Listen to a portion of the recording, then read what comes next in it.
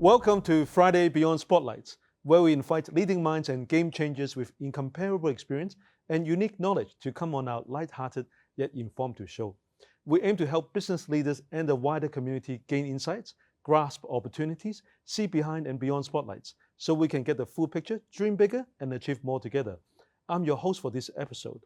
My name is Nick Chen, a lawyer and lawmaker. Friday Beyond Spotlights is honored and pleased to present to you our guest today, Professor Guo Yike, the new provost of the Hong Kong University of Science and Technology, one of the youngest, yet already one of the best universities in the world based on QS World Universities ranking and the number of people trying to get into its School of Engineering and Business School. And you can count the number of startups that have been nurtured here and grew into unicorn status, doing amazingly well. Professor Guo, welcome onto the show. Thank you, Nick. I'm honored to be invited here. You're very kind. Well, apart from being recognized by your peers and students as an experienced, successful, and innovative university administrator, the world looks to you as a visionary, a world pioneer in data science who has developed innovative technology for data analysis and machine learning. You founded the Data Science Institute at the Imperial College in London. You are the key investigator to several major data science projects in the UK and Europe, including a 47 million euro project in digital biomarker discovery for neurodegenerative diseases.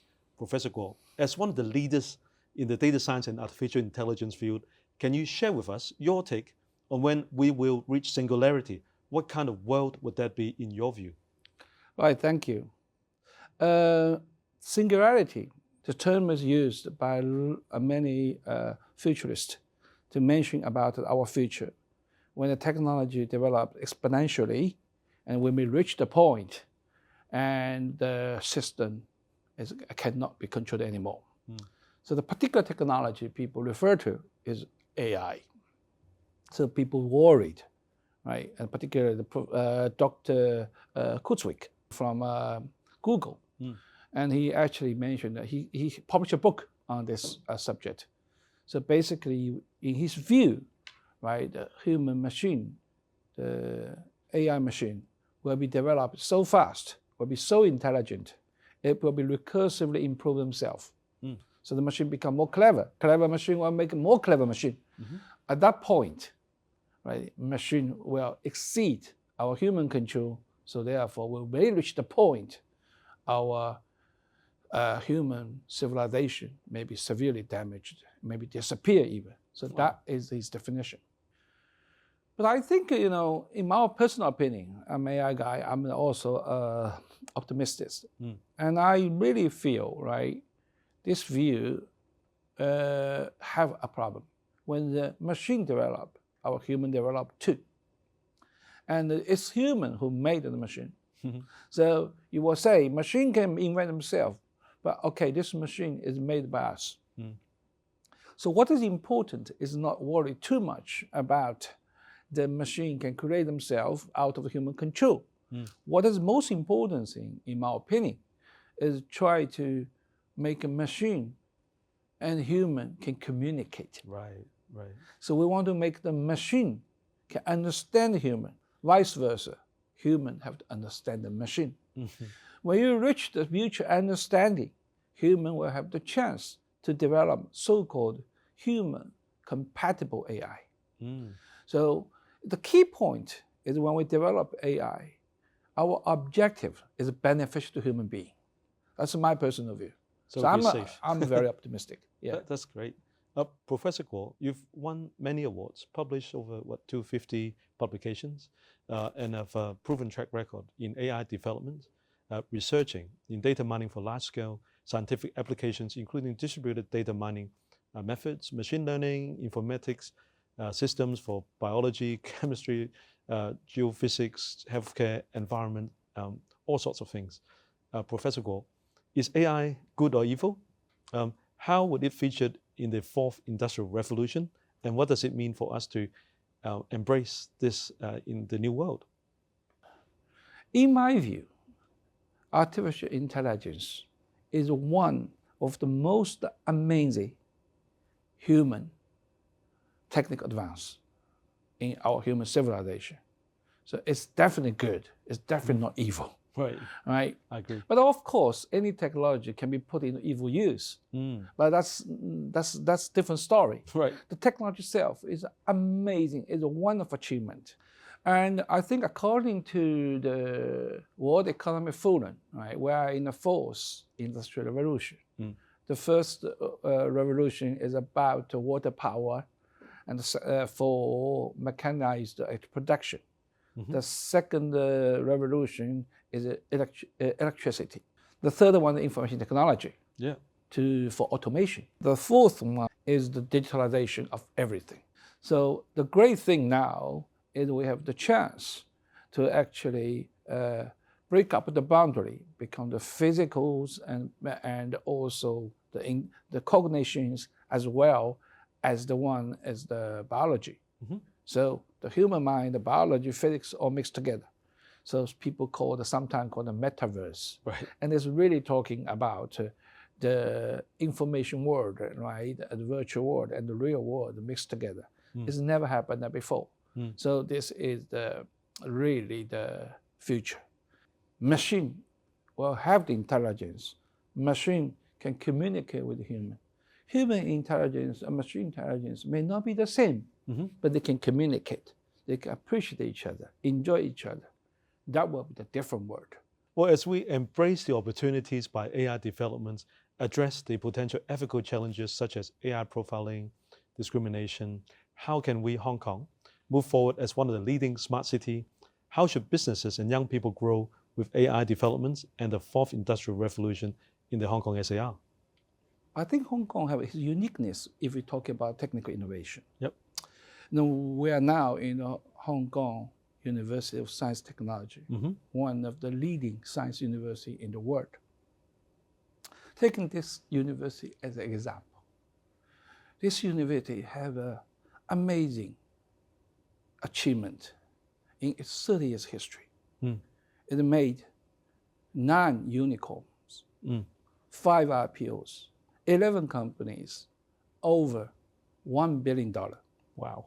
This achievement is even exceed Imperial, which is world top 10 university. And I think if you look at the achievement, one thing that is very great is to understand here, Hong Kong could be the source of innovation, but then rooted back to mainland, you can build up a very efficient supply chain for innovation, right? The company like a Dajiang, I think this model. The drone company. The drone company, exactly.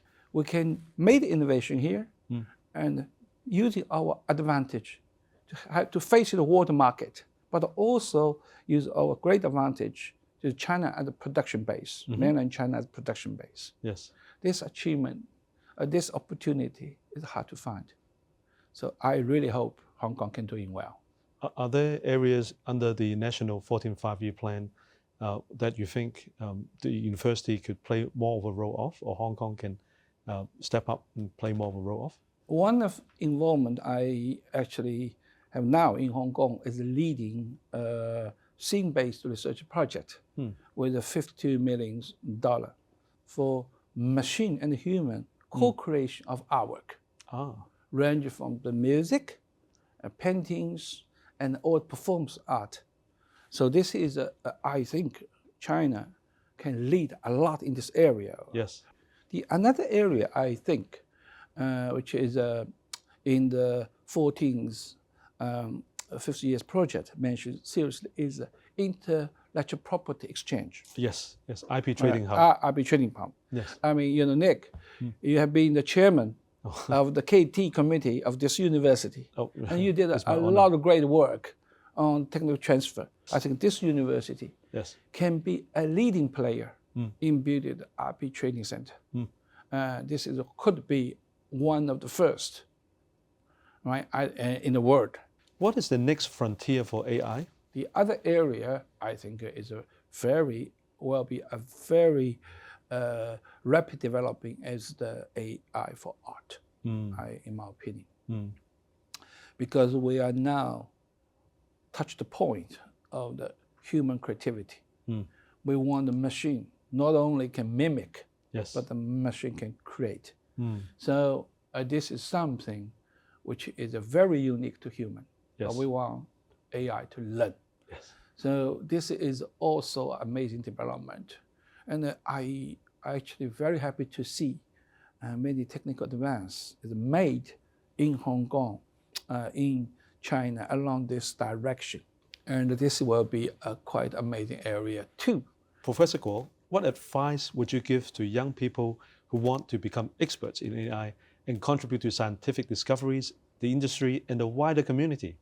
For young generation, in particular, Hong Kong's young generation, they are extremely fortunate. They are in the place where you actually totally open to the world, and it's very international. When you acquire the knowledge in this generation, you really should think about the whole human development rather than a specific knowledge. So we emphasize on the whole human education. So this is what I mean is we teach you, we focus on the skill, not just the knowledge, but also the skill of acquired knowledge is the most important thing. The problem-solving ability, right? The soft skill can deal with the faster, dynamically changing world. That is the most important skill. Well, let's come back after the break.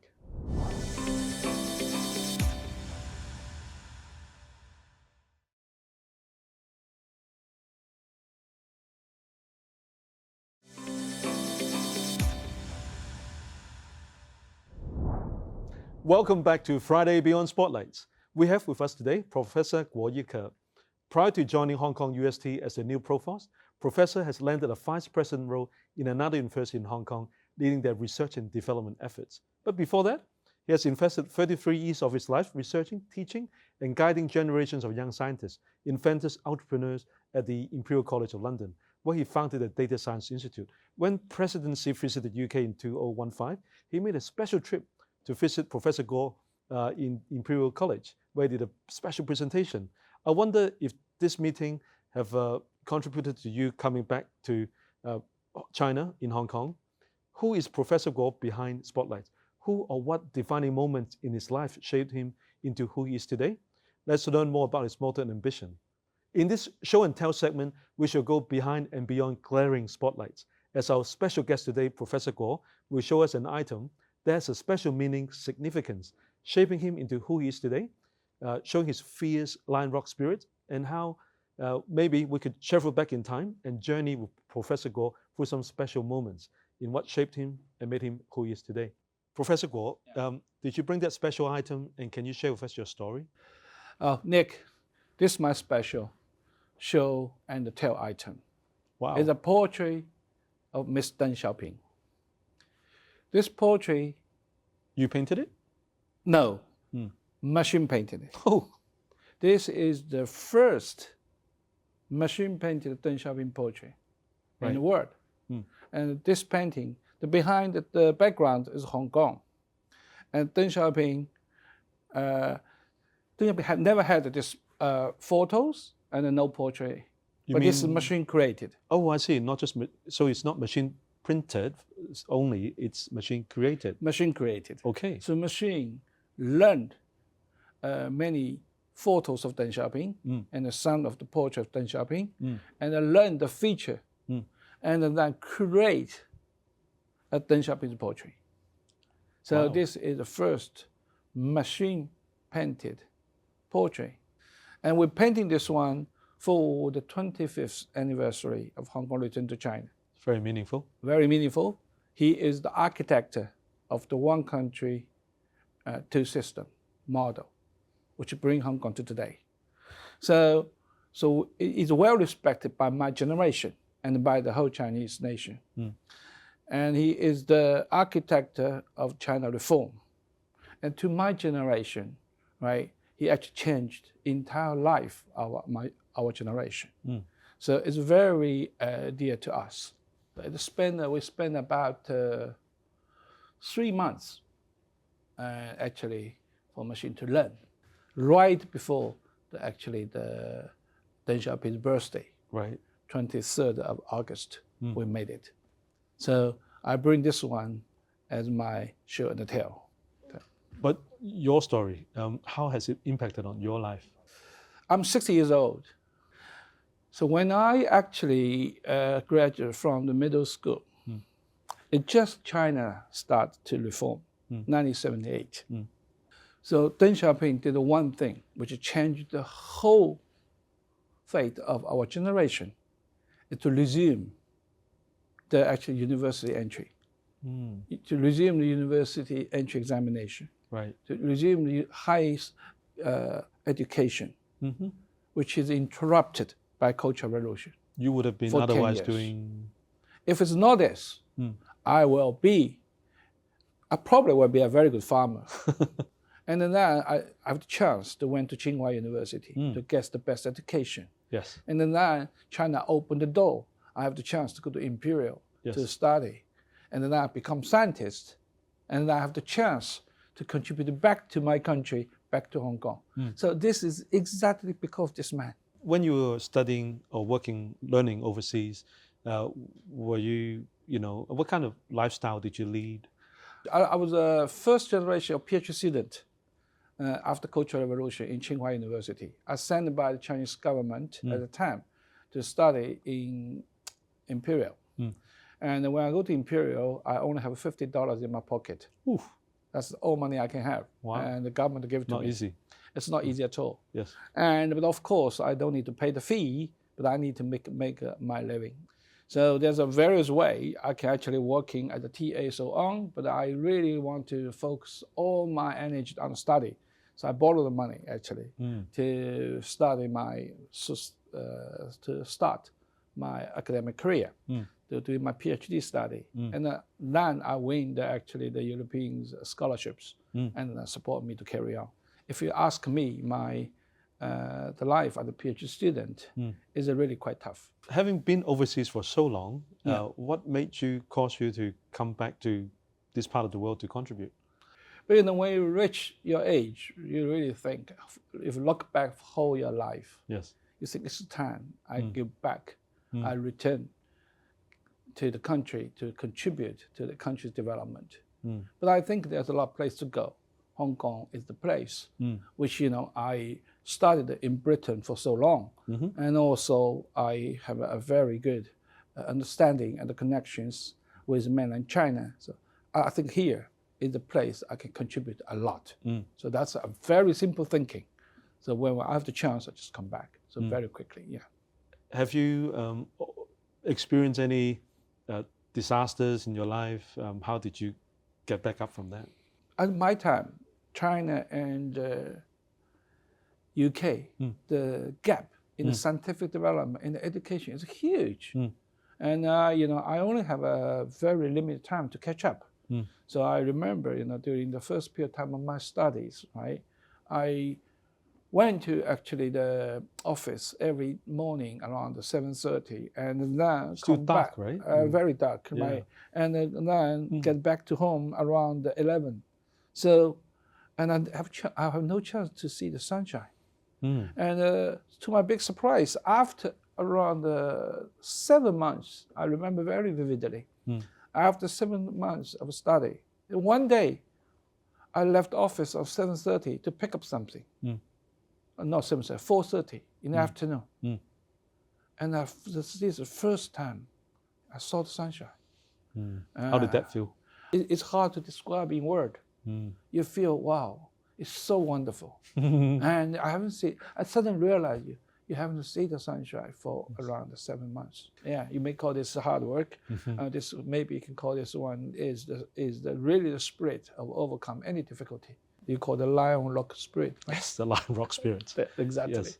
Professor Guo, as we reflect on the past, introspectively look at how Hong Kong or the world is today, and we gaze into the future, what is in store for us? Well, in one sentence, our future is bright. Our young generation is brighter than ever, right? And I think what we really need to do is during development, we need to focus on sustainable development. Yes. Balance well, right, as AI development, balance well as the technology advance and the ethics. Yes. So every time we think about for development, think about sustainability. So we have the vision, we have the courage, but we also should understand any technology development need to be sustainable, needed to be ethical. Yes. So therefore, end of the day, future is bright, but we need to be cautious. Thank you. Now we come to the fun part. I'll be getting more up close and personal with Professor Guo, firing some rapid questions at Professor Guo. Are you ready? Yeah, fine. What is your favorite sports to play? Swimming. Your favorite comfort food? Fish and chips. Last book you read? The book called What is Science? First job? At the Imperial College. Person you admire? Deng Xiaoping. What is your favorite place to bring visitors to Hong Kong? West Kowloon Cultural District. Hidden talents? I can write poem. Talent you wish you had? Play piano. Your proudest moment? When I admitted by the Tsinghua University, because I'm the third generation. My grandfather, my father, all Tsinghua University graduates. So I want to be the third one. I got it. So I'm very proud of it. Nicest thing someone has ever said to you? Oh, my students said I'm the best teacher ever met. I'm very happy with that. Last thing you search online? Friday Beyond Spotlight. Title of your autobiography? Could be better. Qualities you admire most about your parents? Persistence. Your greatest fear?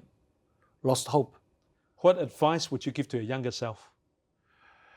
Be patient and take care of the details. How can AI influence the future? Make people bright and smart and creative. How will Hong Kong look in 5 years? Will be the best international metropolitan city. Thank you, Professor Guo. Professor Guo, could you share with us your suggestions and well wishes for Hong Kong? Well, I will put this in one sentence. Pearl of Orient, shining forever. 东方之珠永远灿烂. Thank you, Professor Guo. Thank you. Well, thank you for joining us today on Friday Beyond Spotlights. We'll see you next time. Thank you very much for the interview. I really enjoy to be in this Friday Beyond the Spotlights show. Thank you, Professor Guo. I'm so happy to be back at UST. Thank you. Here, on behalf of the university, I give you a special gift. Wow. This is a souvenir for celebrate our Guangzhou campus opening on the 1st of September. Great. Thank you so much. Thank you. Thank you. Thank you. I'll Thank keep you. this. Thank you. Thank you so much. Put the office. Thank you. Thank you. Thank Yeah. you.